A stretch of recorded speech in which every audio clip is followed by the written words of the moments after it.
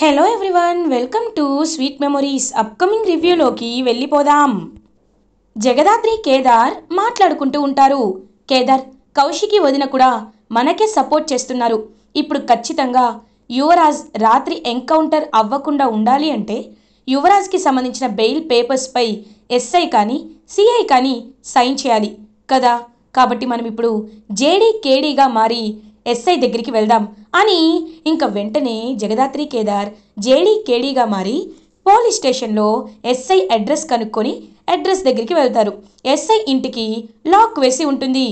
ఇదేంటి లాక్ చేసి ఉంది, అయితే సిఐ గారింటికి వెళ్దాం అని సిఐ ఇంటికి వెళ్తారు. ఇంకా సిఐ అయితే చేతికి మొత్తం ఫుల్గా కట్టేసుకొని బ్యాండేజ్ అయితే అలా సోఫాలో పడుకొని ఉంటారు. ఎక్స్క్యూజ్ మీ సార్ అని అంటారు జేడీ. రండి, లోపలికి రండి. ఏంటి మేడం ఇలా వచ్చారు అని అడుగుతారు. యువరాజ్కి సంబంధించిన బెయిల్ పేపర్స్పై మీ సిగ్నేచర్ కోసం వచ్చాం సార్ అని అంటుంది జేడీ. ఏంటి, యువరాజ్ బెయిల్ పేపర్సా? మేడం, నా పరిస్థితి చూశారు కదా, నా చేయి చూడండి, పూర్తిగా ఫ్రాక్చర్ అయిపోయింది మేడం. ఇప్పుడు సిగ్నేచర్ నేను ఎలా చేయగలను మేడం అని అంటాడు సిఐ. ఇంక వెంటనే జగదాత్రి కేదార్ అలియాస్ జేడీ కేడీ ఒకరి మొహం ఒకరు చూసుకుంటారు. లేదు, కావాలనే ఈ సిఐ అబద్ధం చెప్తున్నాడు. కాబట్టి ఇప్పుడు మనం ఏం చేయాలి అని ఆలోచిస్తూ ఉంటారు జేడీ అండ్ కేడీ. ఇది ఇలా ఉండగా నిషిక కౌశికి దగ్గరికి వస్తుంది. వదిన, ఒక్కసారి మనం పోలీస్ స్టేషన్కి వెళ్దామా అని అడుగుతుంది. నిషి, ఇప్పుడు మనం బెయిల్ లేకుండా పోలీస్ స్టేషన్కి వెళ్ళినా అక్కడ ఎలా చేయరు కదా నిషి అని అంటుంది. అది కాదు వదిన, పాపం యువరాజ్ మార్నింగ్ నుంచి ఏమీ తినలేదు, అందుకే లంచ్ తీసుకొని వెళ్దాం వదిన అని అంటుంది. సరే వెళ్దాం పద అని చెప్పి పాపం ఇద్దరు లంచ్ తీసుకొని కౌశికి నిషిక బయలుదేరుతారు.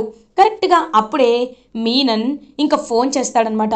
ఫోన్ చేసి, రేయ్, ఆ జేడీ చాలా ప్రయత్నాలు చేస్తూ ఉంటుంది, నేను ఎప్పుడు చెప్తానో అప్పుడు మీరు రెడీగా ఉండండి, పోలీస్ స్టేషన్ ముందు రెడీగా ఉండండి, అప్పుడే మనం ఆ యువరాజ్ని పైకి పంపించవచ్చు, అర్థమైందా అని అంటారు.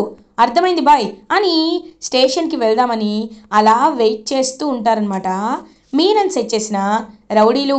ఇది ఇలా ఉండగా జేడీ గేడీ ఒక పర్ఫెక్ట్ ప్లాన్తో, ఒక అదిరిపోయే ప్లాన్తో సిఐ దగ్గరికి వెళ్తారు. సిఐ గారు, మీ చేతికి యాక్సిడెంట్ అయ్యి బోన్ ఫ్రాక్చర్ అయింది అంటున్నారు కదా, మేము ఒక కొత్త ట్రీట్మెంట్ చూసామండి అని అంటుంది జేడీ. లేదు మేడం, ఎన్ని ట్రీట్మెంట్లు జరిగినా ఈ చెయ్యి సెట్ అవ్వదు మేడం అని అనేసరికి కేదార్ అని అంటుంది జేడీ. ఇంకా వెంటనే కేడీ తన పాకెట్లో నుండి ఒక లైటర్ తీస్తాడు. లైటర్ తీసి వెంటనే అక్కడ ఒక పెట్రోల్ తీసుకువస్తాడు. ఒక్కసారిగా సిఐ షాక్ అయిపోతాడు. అయ్యో సిఐ గారు, ఏమీ జరగదండి, జస్ట్ మీ చెయ్యిపై అలా ఈ ఆయిల్ వేసి నిప్పంటిస్తాం, అప్పుడు వెంటనే మీ చెయ్యి వంకర టింకరగా అవ్వదు, సరిగ్గా అయిపోతుంది. కేడి, కమాన్ కేడి అని అంటుంది. ఇప్పుడే దీపావళి మీకు ముందే వచ్చేసింది అని ఆయిల్ తీసుకొని వెళ్తుంటే ఇంకా ఒక్కసారిగా చెయ్యి విదిలించుకొని పారిపోతూ ఉంటారు సిఐ. ఇది నాటకం అని వెంటనే సిఐని పట్టుకుంటుంది JD.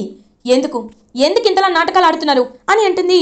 Madam, నన్నేమనొద్దు madam, sorry madam, ఏదో డబ్బులు కాసపడి, సరే మీరెక్కడ సైన్ చేయమంటే చెప్పండి, అక్కడ సైన్ చేస్తాను మేడం అని అనేసరికి సైన్ చేయండి అని బెయిల్ పేపర్స్ ఇస్తారు. వెంటనే భయపడుతూ సైన్ చేసేస్తాడు. ఇంకా అలా సిఐ ఇచ్చిన బెయిల్ పేపర్స్ తీసుకొని బయలుదేరుతారు జేడీ అండ్ కేడీ. సార్, కొంప మునిగిపోయింది సార్, నేను సైన్ చేసేసాను సార్ అని మీనంతో చెప్తాడు.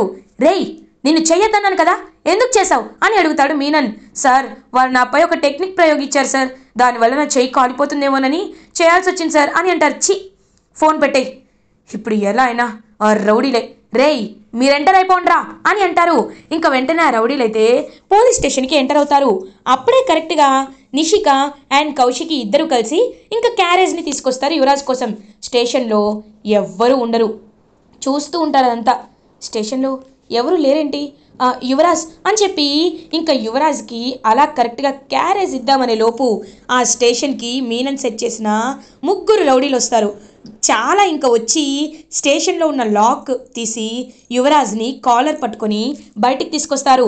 రేయ్, ఎవర్రా మీరు అని అడుగుతాడు యువరాజ్. రేయ్, పోయే ముందు మా గురించి తెలుసుకొని ఏం చేస్తావురా అని అడుగుతారు. ఒక్కసారిగా షాక్ అయిపోతారు నిషిక అండ్ కౌశికి. రేయ్, మీరు మీరేం చేస్తున్నారా? మర్యాదగా నా తమ్ముడిని వదలండి, లేకపోతే చంపేస్తా అని అంటుంది కౌశికి. మీకంత శ్రమ ఇవ్వం మేడం, మేమే విన్నేసేస్తామని చెప్పి ఇంకా కత్తితో అలా యువరాజ్ పొట్టలోకి దించుతాడు ఒక రౌడీ. ఒక్కసారిగా యువరాజ్ అయితే కుప్ప కూలిపోతాడు పాపం. ఇంకా వెంటనే అలా అక్కడికి జేడీ అండ్ కేడీ పవర్ఫుల్గా ఎంట్రీ ఇస్తారు. ఇంకా ఎంట్రీ ఇచ్చి అలా జేడీ కేడీ ఇంకొకటి వాడు పొడవాలనుకుంటే వాడి చెయ్యి పట్టుకొని మెలి తిప్పి ఒక్కటి కొట్టేసరికి అవతల వెళ్ళి పడతాడు ఆ రౌడీ. ఇంకా వెంటనే యువరాజుతో వెంటనే తన్ని హాస్పిటల్కి తీసుకువెళ్ళండి, కౌశికి గారు స్పీడ్గా తీసుకువెళ్ళండి, తనకి బెయిల్ వచ్చేసింది, వీళ్ళ పని మేం చూస్తామని చెప్పి ఇంకా అలా జేడీ కేడీ ఇద్దరు కలిసి ఫుల్గా కొడతారు ఆ రౌడీల ముగ్గురిని. ఇంకా ఇటువైపు మీనన్ ఈలోపు వాళ్ళు చంపేసుంటారు అని చెప్పి హ్యాపీగా ఫీల్ అయ్యే లోపే ఇంకా జేడీ కేడీ నుండి కాల్ వస్తుంది మీనన్కి. హలో రేయ్, చంపేశారా అని అడుగుతారు. చంపేశాం నీ మనుషుల్ని అని అంటుంది జేడీ.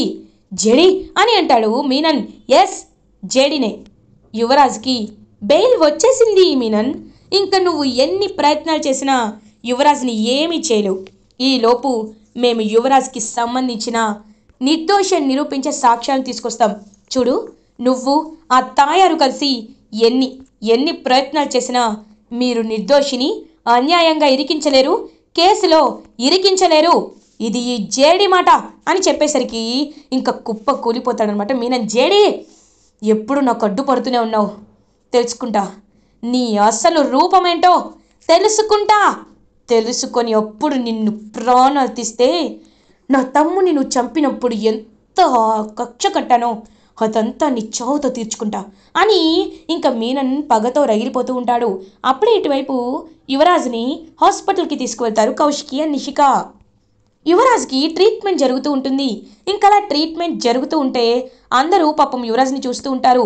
హలో పిన్ని, యువరాజ్ని హాస్పిటల్కి తీసుకొచ్చామని చెప్పడంతో ఇంకా వెంటనే ఒక్కసారిగా అబ్బోడా అని పరిగెత్తుకుంటూ హాస్పిటల్కి వస్తుంది వైజయంతి. ఇంకా అలా వైజయంతి, నిషిక, సుధాకర్ కూడా హాస్పిటల్కి వస్తాడు. ఏమైంది అమ్మి, నా బిడ్డకి ఏమైంది అని ఏడుస్తూ ఉంటుంది వైజయంతి. ఏమైంది అంటే వాళ్ళు వచ్చి అటాక్ చేశారు, ఈలోపు జేడీకేడి వచ్చి సేవ్ చేశారు అని చెప్పడంతో ఇంకా వెంటనే అలా షాక్లో ఉండిపోతారు వైజయంతి. ఇంకప్పుడే అక్కడికి జేడీకేడి వస్తారు. వచ్చి యువరాజ్ వైపు చూస్తూ ఉంటారు. Yuvraj, are you all right అని అడుగుతారు. యా, ఫీలింగ్ బెటర్ అని అంటారు యువరాజ్. మీరేమీ కంగారు పడకండి, ఇదంతా కావాలనే మీననే చేయించాడు. ఇన్ని రోజులు ఎవరి కింద అయితే యువరాజ్ పని చేశాడో, ఎవరి క్రైమ్స్లో యువరాజ్ ఆ మీనంతో కలిసి పాలు పంచుకున్నాడో, ఇప్పుడు వాడే యువరాజ్ని టార్గెట్ చేశాడు. తను ఇప్పుడు క్రైమ్స్కి దూరంగా ఉన్నాను అని చెప్పినా విడిచిపెట్టడం లేదు. కాబట్టి యువరాజ్ని ఇకపై ఇంకా జాగ్రత్తగా ఉండేలా చూసుకోవాల్సింది మీరే కౌశికి గారు అని అంటుంది జేడీ. తప్పకుండా జేడీ, ఇంత పెద్దది జరిగిన తర్వాత కూడా యువరాజ్ మారకుండా ఉంటాడంటే నేను నమ్మను, ఖచ్చితంగా మారుతాడు. కానీ ఈ హత్య మాత్రం యువరాజ్ చేయలేదు జేడీ అని అంటారు. నాకు తెలుసు మేడం, యువరాజ్ ఈ హత్య చేయలేదని నేను బలంగా నమ్ముతున్నాను. కాబట్టి మేము ఒక 2 డేస్లో అసలు ఈ హత్య ఎవరు చేశారు, దీనికి సంబంధించిన సాక్ష్యం ఏంటి అని మేము ఖచ్చితంగా వెతికి తీసుకువస్తాం. యువరాజ్ నిర్దోషి అని నిరూపిస్తాం, మీరేమీ కంగారు పడకండి అని చెప్పి అలా అక్కడి నుండి వెళ్ళిపోతారు జేడీ అండ్ కేడీ. ఇంకా జేడీ అండ్ కేడీ అయితే ఎక్కడైతే గొడవ జరిగిందో, యువరాజ్ ఆ మల్లన్న అనే ఒక వ్యక్తి ఎవరైతే చనిపోయాడో, హత్య చేయబడ్డాడో, అతని పేరు మల్లన్న. సో ఆ మల్లన్నతో యువరాజ్ ఎక్కడ గొడవ పడ్డాడో ఆ ప్లేస్కి వెళ్తారు జేడీ అండ్ కేడీ. వెళ్ళి అక్కడున్న సీసీటీవీ ఫుటేజెస్ని చెక్ చేస్తూ ఉంటారు. క్లియర్గా సీసీటీవీ ఫుటేజ్లో యువరాజ్ ఏమీ కాకుండా జస్ట్ అలా నడుచుకుంటూ వస్తూ ఉంటే, ఇటువైపు ఏమో తను ఇలా చేయడం, లైక్ అతనే కావాలని వచ్చి గొడవ పడ్డం, ఇదంతా గమనిస్తూ ఉంటారు. ఇంకా ఒక్కసారిగా షాక్ అయిపోతారు జేడీ అండ్ కేడీ. అంటే ఇదంతా ప్రీ ప్లాన్డ్గా జరిగిందని మనకి ఇక్కడ ఒక సాక్ష్యం ఉంది, కానీ ఇది మాత్రమే కాదు, ఇంకా బలమైన సాక్ష్యం కావాలి అని అసలు ఆ కంప్లైంట్ ఇచ్చిన బార్ ఓనర్ దగ్గరికి వెళ్తారు. మీరు కంప్లైంట్ ఇచ్చారు కదా, మీరేం చూసారని కంప్లైంట్ ఇచ్చారు అని అడుగుతారు. అంటే మేడం అది అని అనేసరికి కేడీ ఆ బార్ ఓనర్ చెంప పగల కొడతాడు. డబ్బులు తీసుకొని ఒకరిపై నిందలు వేసేయడానికి సిగ్గుగా లేదా అని అడుగుతారు. సారీ సార్, ఒకతను ఫోన్ చేసి క్యాష్ ఇస్తానన్నాడు. కాబట్టి అబద్ధం చెప్పక తప్పలేదు సార్. అతనేమీ గొడవ పడ్డాడు కానీ చంపే అంత గొడవేమీ పడలేదు సార్. కానీ నాతో అలా చెప్పమని కొంతమంది నాకు డబ్బులు ఇచ్చారు అని చెప్పడంతో ఇంకా వెంటనే ఆ స్టేట్మెంట్ కూడా అతని దగ్గర నుండి వీడియో తీసుకొని బయలుదేరుతారు జేడీ అండ్ కేడీ. కేదార్, మనం అతను సిగ్నల్ దాటి యువరాజ్తో గొడవ పడినంత వరకే సీసీటీవీ ఫుటేజ్లో చూసాం. కానీ దాని తర్వాత మనం చూడలేదు కేదార్. అంటే ఒకవేళ దాని తర్వాత అతన్ని మర్డర్ చేసింది ఎవరో సీసీటీవీలో రికార్డ్ అవుతుందంటావా అని అంటారు. నిజమే జేడీ, ఖచ్చితంగా అయ్యే ఛాన్స్ ఉంది. అయితే ఇప్పుడే చూద్దామని చెప్పి వెంటనే ఇంకా అతన్ని ట్రేస్ చేస్తూ ఉంటారు. అతను గొడవ పడిన తర్వాత బైక్ మీద వెళ్ళడం, ఇంకా బైక్పై ఒక ప్లేస్లో ఆగడం అండ్ కొంతమంది రౌడీలని కలవడం అదంతా జరుగుతుంది. ఇంకా వెంటనే ఆ రౌడీలని మొత్తం ఫోటో తీసుకుంటుందన్నమాట జేడీ. అంటే వీళ్ళే ఏదో చేశారని చెప్పి వెంటనే ఇంకా అలా వెళ్తుందనమాట జేడీ. ఆ రౌడీలు ఫొటోస్ మొత్తం ట్రేస్ చేసి వాళ్ళు ఎక్కడుంటారో అడ్రస్ తెలుసుకొని వాళ్ళ దగ్గరికి వెళ్ళి డోర్ని ఒక్కటి తంతుంది జేడీ. తన్నగానే వాళ్ళందరూ షాక్లో చూస్తూ ఉండిపోతారు. ఏయ్, ఎవరు నువ్వు అని అడుగుతారు. నీ పాలిట మృత్యువునిరా అని చెప్పి ఒక్కటి కొడుతుంది జేడీ. ఒక్కసారిగా అవతల వెళ్ళి పడతాడా రౌడీ. ఇంకలా ఆ రౌడీని బాగా కొట్టి, మీకెవరు డబ్బులు ఇచ్చారు చెప్పండి, చెప్పండి, వాళ్ళని చంపింది మీరే కదా అని గట్టిగా అడిగేసరికి, మేడం ప్లీజ్ మేడం, మమ్మల్ని ఏం చేయొద్దు మేడం అని చెప్పి కాలు పట్టుకుంటూ ఉంటారు. అప్పుడే కేడీ రూమ్ అంతా వెతికేసరికి అక్కడ ఒక కత్తి కనబడుతుంది. అండ్ ఆ కత్తికి బ్లడ్ మార్క్స్ అనేవి అంటుకుని ఉంటాయి. సో వెంటనే రేయ్ ఈ కత్తి అని అనేసరికి సార్ అని అంటుంటే వెంటనే రమ్యకి కాల్ చేయి కేదార్ అని ఉంటుంది. రమ్యకి కాల్ చేస్తారు. ఇంకా రమ్యకి కాల్ చేసిన వెంటనే ఈ కత్తిని తీసుకొని వెళ్ళి ఫోరెన్సిక్ డిపార్ట్మెంట్లో హ్యాండ్ ఓవర్ చేయండి. ఈ డిఎన్ఏ, ఈ బ్లడ్లో ఉన్న డిఎన్ఏ అండ్ చనిపోయిన మల్లన్న డిఎన్ఏ ఒకటో కాదో చూడండి. అండ్ ఈ ఫింగర్ ప్రింట్స్ అనేవి ఈ రౌడీలతో మ్యాచ్ అవుతుందా, అసలు ఈ ఫింగర్ ప్రింట్స్లో యువరాజ్ ఫింగర్ ప్రింట్స్ ఉన్నాయా లేదా అనే విషయాల్ని ఐడెంటిఫై చేయండి అని చెప్పడంతో ఇంకా వెంటనే ఆ పనిలో ఉంటారు రమ్య వాళ్ళు. క్లియర్గా కత్తిపై ఉన్న బ్లడ్ డిఎన్ఏ అండ్ ఆ చనిపోయిన మల్లన్న డిఎన్ఏ రెండు మ్యాచ్ అవుతాయి. అండ్ ఫింగర్ ప్రింట్స్ కూడా ఆ రౌడీలవే ఉంటుంది. ఒక్కసారిగా ఇంకా జేడీకి ఆధారం దొరకడంతో ఇంకా వెంటనే ఒక ప్రెస్ మీట్ పెడుతుంది. అందరికీ నమస్కారం. ఈ ప్రెస్ మీట్ని ఇంత ఎమర్జెంట్గా ఎందుకు మేము పెట్టాల్సి వచ్చింది అంటే, యువరాజ్ విషయంలో న్యూస్ వైరల్ అయింది. యువరాజ్కి నాకు పాత కక్షలు ఉన్నాయి కాబట్టి మేమే చంపేయాలనుకున్నామని, తప్పుడు కేసులో ఇరికించామని మీకు చాలా భ్రమలు ఉన్నాయి. బట్ అవన్నీ కరెక్ట్ కాదు. ఇవన్నీ మాపై నమ్మకం ఉంచడానికి, ఎప్పటికైనా న్యాయం వైపు మేము నిలబడతామని నిరూపించుకోవడానికే మీకు ఈ విషయాల్ని నేను చెప్పడం జరుగుతోంది. అండ్ అది మాత్రమే కాదు, యువరాజ్ని ఇరికించాలనుకుంది ఇదిగో వీళ్ళే, ఈ రౌడీలే కావాలని యువరాజ్ని చంపేశారు. చంపి యువరాజ్ చంపాడని, ఆ మల్లన్న చంపాడని యువరాజ్పై నింద నెట్టేశాడు. కాబట్టి మేము సాక్ష్యాలతో సహా చెప్తున్నాం, ఈ రౌడీల వెనక ఎవరున్నారో త్వరలోనే ఖచ్చితంగా తెలుసుకొని అప్పుడు వాళ్ళకి తగిన శిక్షని విధిస్తాం అని చెప్పడంతో అదంతా టీవీలో చూస్తున్న మీనన్ అండ్ తాయారు ఇద్దరు చూస్తూ కోపంతో రగిలిపోతూ ఉంటారు. ఇటువైపు యువరాజ్ కోలుకుంటాడు. ఇంకదంతా టీవీలో చూస్తూ చాలా హ్యాపీగా ఫీల్ అవుతారు యువరాజ్ అండ్ ఫ్యామిలీ. ఇంకా కౌశికి చూసారా, జేడీ కేడీ మన అన్ని డౌట్స్ని క్లియర్ చేశారు. ఆ రౌడీలని కరెక్ట్ టైంలో వితిన్ ద టైంలో పట్టుకొని మనం ఏ తప్పు చేయలేదని, యువరాజ్ నిర్దోషి అని నిరూపించారు అని అంటారు. వైజయంతి, బో ఇప్పుడైనా విన్నావా, మన అబ్బోడు ఎట్లాంటి తప్పు చేయలేదు బో అని అంటుంది. అవును నిజమే, కానీ ఇంతకుముందు తప్పులు చేశాడు కదా. చూడు యువరాజ్, ఇప్పటికైనా ఆ మీనన్ లాంటి క్రూర మృగాలతో స్నేహం కానీ ఇంకా ఏ విధమైన రిలేషన్ కానీ నీకు ఉండకూడదు, అర్థమైందా అని అంటారు. నాన్న, ఇంత జరిగిన తర్వాత కూడా ఎవరైనా అలాంటి పని చేస్తారా అని అంటాడు యువరాజ్. సరే నిన్ను నమ్ముతున్నాను, జాగ్రత్తగా ఉండు అని అక్కడి నుండి వెళ్ళిపోతారు హ్యాపీగా సుధాకర్. ఇంకప్పుడే జగదాత్రి కేదార్ ఇద్దరు ఇంటికి వస్తారు. యువరాజ్, టీవీలో న్యూస్ చూసాం, కంగ్రాచులేషన్స్ అని అంటుంది జగదాత్రి. థ్యాంక్ యూ అని అంటాడు యువరాజ్. ఇంకా పక్కనే ఉన్న కేదార్ని చూస్తాడు. వీడు పోలీస్ కదా, నన్ను కాపాడడానికి చాలా ప్రయత్నాలు చేశాడు అని మనసులో అనుకుంటాడు యువరాజ్. ఇంకలా యువరాజ్ ప్రాబ్లమ్ని సాల్వ్ చేస్తారు జేడీ అండ్ కేడీ. ఇంకా కౌశికి చాలా అంటే చాలా హ్యాపీగా ఫీల్ అవుతుంది. ఇది ఇలా ఉండగా పాపం శ్రీవల్లి అయితే ఇంకా వెంటనే ఇంట్లో నుండి వెళ్ళిపోవాలని, తనకి దెబ్బలు తగ్గిపోయినాయి కాబట్టి వెళ్ళిపోవాలి అని బ్యాగ్ అంతా సర్దుకుంటూ ఉంటుంది. అలా సర్దుతున్నప్పుడు అక్కడ వాళ్ళ అమ్మ ఫోటో కనబడుతుంది. అమ్మ, నేను నిన్ను ఎంతగానో మిస్ అవుతున్నాను. నువ్వుంటే బాగుండు అని అనిపించని రోజు లేదమ్మా అని పాపం చాలా బాధపడుతూ ఏడుస్తూ ఉంటే అప్పుడే సుధాకర్ అక్కడికి వస్తారు. అమ్మా, ఏమైంది, ఏంటి అలా చూస్తున్నావు అని అంటారు.